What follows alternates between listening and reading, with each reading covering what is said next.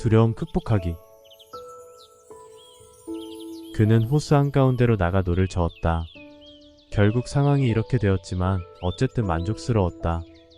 예전에는 죽을 것만 같은 힘든 상황이 닥치면 언제나 조금 망설이다가 다음 날로 결심을 미루고 조금 더 살아보려고 발버둥 쳤었다.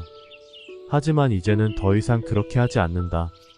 그는 발을 물 쪽으로 향하게 하고 배의 난간 바깥쪽에 앉았다. 그리고 서서히 고개를 숙이고 계속 앞으로 구부리다가 배가 그의 뒤로 스르르 물러날 때까지 계속 그러고 있었으며 결국 그는 우주에 잠겼다.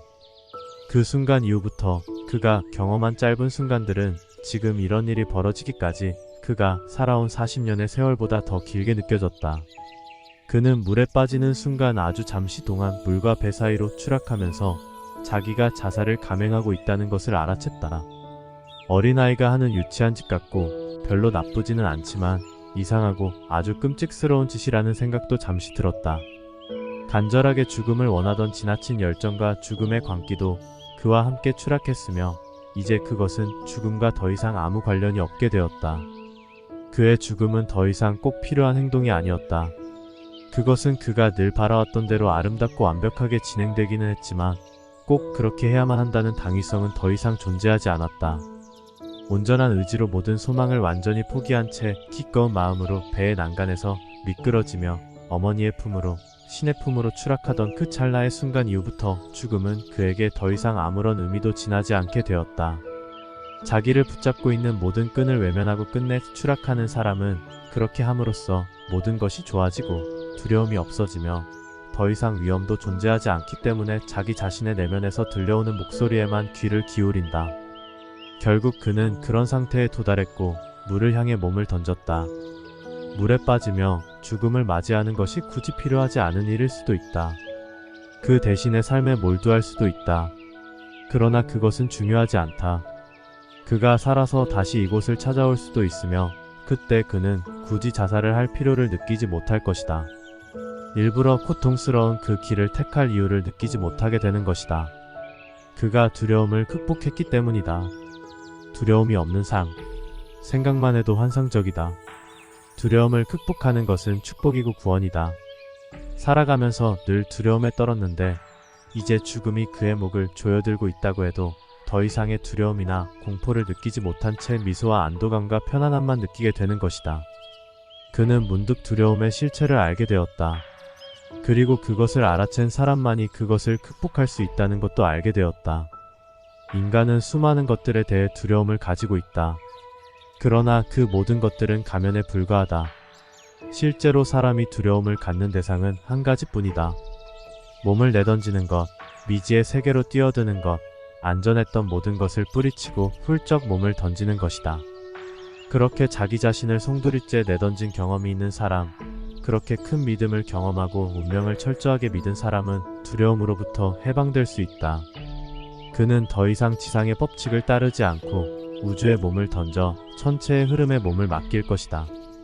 그것은 너무나 쉬운 일이어서 어린아이라도 얼마든지 할 수 있다. 사람들은 아무 생각 없이 생각이라는 것을 하는 것처럼 살고 느끼고 만지며 냄새 맡고 맛을 본다. 그는 맛보고 냄새 맡고 보고 이해하면서 사는 게 무엇인지 깨달았다. 그는 세상의 창조를 보았고 종말도 보았으며 그 두 개의 흐름이 서로 다른 방향으로 흘러가는 것도 지켜보았다. 세상은 언제나 다시 태어나고 또 날마다 죽는다. 모든 생명은 신이 내뱉는 호흡이며 모든 죽음은 신이 들이마시는 숨결이다. 몸이 무너지는 것을 애써 거부하지 않은 사람은 쉽게 죽고 쉽게 태어날 것이다. 그것을 거부하는 사람은 두려움에 떨고 힘들게 죽으며 마지못해 다시 태어나게 된다. 목표는 두려움을 나눈다. 목표 자체가 착각이기 때문이다. 신의 곁에 머문다는 것은 있을 수 없다. 휴식도 없다. 다만 영원히 황홀하고 성스러운 심호흡이 있을 뿐이다. 그리고 형상을 만들고 다시 풀며 탄생과 죽음, 떠남과 되돌아옴이 쉴 새 없이 반복된다. 그래서 몸을 내던지며 신의 의지에 반하는 행동을 하고 그 어떤 것에도 매달리지 않으며 선한 것이나 악한 것에 다 연연해하지 않는 것이 하나의 비밀, 가르침, 예술이 된다. 그렇게 하면 사람은 해방된다. 고통과 두려움으로부터 자유롭게 되는 것이다. 그의 삶은 마치 숲이 우거진 땅, 높은 산자락 때문에 쉽게 눈에 띄지 않는 계곡과 마을처럼 그의 앞에 놓여 있다. 모든 것이 좋았고 쉬웠으며 괜찮았다. 그리고 모든 것이 그의 두려움과 고통 때문에 몸서리치는 서름과 괴로움이 되었다. 사람은 혼자 우주에 매달려 있는 한 축복 속에 살아 숨쉬며 축복 속에 죽어갈 수 있다. 외부로부터 찾아오는 안식은 없다. 묘지에 휴식은 없고 신에게도 휴식은 없으며 그 어떤 마술도 신의 끊임없는 호흡으로 태어나는 탄생의 고리를 끊을 수 없다. 그러나 자기 자신의 내면에서 찾을 수 있는 다른 휴식이 있다. 그것은 몸을 내던지는 것이다. 거부하지 말라. 기꺼이 죽어라. 기꺼이 살아라. 삶의 모든 형상들이 그에게 남아있다. 사랑했던 사람의 얼굴들, 고통의 순간들까지. 그는 자기 자신의 죽음에 대해 수백 번 공포에 떨었다. 단두대에서 죽어가는 자신의 모습을 보았고 면도날로 목을 긋거나 관자놀이에 총구를 대는 자신의 모습도 상상했었다. 그런데 이제 그렇게 무서워했던 죽음을 실제로 경험하게 되자 모든 것이 너무 쉽고 간단해서 신나게 승리의 기쁨을 맛볼 수 있을 정도가 되었다. 이 세상의 어느 것도 두렵지 않았고 그 어떤 것도 무섭게 느껴지지 않았다. 다만 혼란스러운 기분으로 우리는 그 모든 공포를 만들었고 고통을 겪었으며 겁에 질린 우리의 영혼에서만 선과 악, 가치와 무가치, 열망과 공포가 생겨났을 뿐이다. 물이 그의 입안으로 흘러 들어가고 그는 그것을 들이마셨다. 사방에서 물이 밀려 들어왔고 그에게 묶여있던 모든 매듭이 풀렸다. 그는 밑으로 빨려 들어갔다. 이제 더 이상 시간이 없다는 자각이 지금이라도 든 것이 얼마나 다행스러운 일인가? 노년과 젊음, 바빌론과 베를린, 선과 악, 주는 것과 받는 것 사이에 그리고 차별하고 평가하며 고통받고 싸우고 전쟁으로 채워졌던 세상에 유일하게 존재했던 것은 신과 거리를 많이 두고 지식으로부터 떨어지고 거친 젊음의 혈기로 주저하지 않으며 무시무시했던 인간의 영혼이었다. 그것은 서로 상반되는 것을 밝혀냈으며 각각의 이름을 지어주었다. 그는 어떤 사물은 아름다우나 어떤 것은 밉다고 하고 어떤 것은 좋으나 어떤 것은 나쁘다고 했었다. 삶의 한 토막에는 사랑이라는 이름을 붙여주었고 또 다른 토막에는 살인이라는 명칭을 붙였다. 영혼은 그렇게 젊고 돌발적이고 이상했다. 시간은 참으로 묘하다. 그것은 자기 내면으로 고통받으며 세상을 더 힘들고 복잡하게 만드는 섬세한 발명품이자 정련된 도구다. 인간이 간절히 원하고 소원하는 것들은 언제나 그 고약한 발명인 시간에 의해서만 분리되었다. 그것은 스스로 자유로워지고 싶은 사람이 거칠게 앞으로 달려나가기 위해 집어던져야 할 목발이고 부목이다. 새로 태어나고 싶은 사람은 죽을 각오가 되어 있어야 한다. 내일 우리에게 무슨 일이 벌어질지 두려워하면 오늘과 현재를 잃게 되고 그것과 관련된 현실을 잃어버리게 된다. 넉넉한 시간과 관심은 고스란히 오늘에 허락하라. 나는 자살을 죄라고 생각하지 않고 비겁함이라고도 보지 않는다. 다만 나는 그것이 삶을 살아가고 삶에 대한 부담에서 벗어나는데 도움을 주는 출구로 존재한다고 생각한다.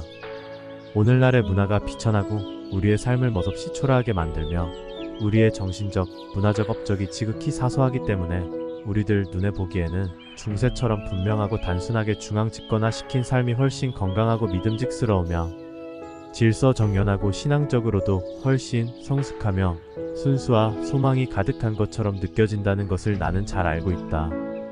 그렇지만 그렇게 생각하는 것이 지금 우리에게 도움이 되는가? 절대 그렇지 않다. 그것은 단지 번지르르한 말일 뿐이며 수사적 표현으로 고귀한 척하는 수치스러움에 가깝다. 왜냐하면 우리에게 삶은 당대의 모습으로 다가오고 언젠가는 스쳐 지나가 버리겠지만 우리 각자에게는 생과 사를 가늠할 정도로 중요한 과제를 저마다 안고 있다. 그 과제는 평범하고 교훈적인 가르침이 아니라 우리 자신의 삶과 직결되는 문제이다. 그리고 그런 문제점들은 해결되기 위해 존재하는 것이 아니다. 그냥 우리에게 주어진 고통이며 그것은 그저 우리에게 고통 그 자체만을 주기 위해 존재할 뿐이다. 왜냐하면 그 고통은 곧 우리의 삶이 되며 기쁨이라는 감정과 삶에서 느끼는 고귀한 가치는 오직 그 고통스러운 과정을 통해서만 체험할 수 있기 때문이다. 나는 이제 더 이상 아무 말도 할 수 없다. 평범한 말들은 모두 시시한 잡담이 되어버릴 것이다. 지옥으로부터 탈출하라. 그것은 얼마든지 극복할 수 있다. 시작이 있으면 최상의 것은 저절로 이루어진다. 나는 내가 창작한 작품을 통해 젊은이들로 하여금 혼돈을 느끼게 만들었다. 다시 말하면 그들이 어느 누구의 도움도 받지 못한 채 혼자서 삶의 수수께끼를 대면하도록 만든 것이다. 어떤 사람들은 그 사실 자체만으로도 위험을 느끼고 어떤 사람들은 다시 돌아가서 새로운 길을 모색하고는 한다. 그리고 극소수의 사람만이 그 혼돈을 뚫고 지나가고 우리가 살고 있는 시대의 혼란을 어떤 지도자의 도움 없이 우연하게 관통하려는 시도를 한다.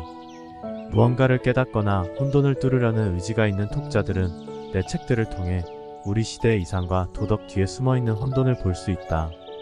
그들을 더 인도하려면 나는 거짓말을 해야 한다. 혼돈을 새롭게 정비하는 방법을 가르쳐주는 것은 오늘날에는 전혀 도움이 되지 않는다.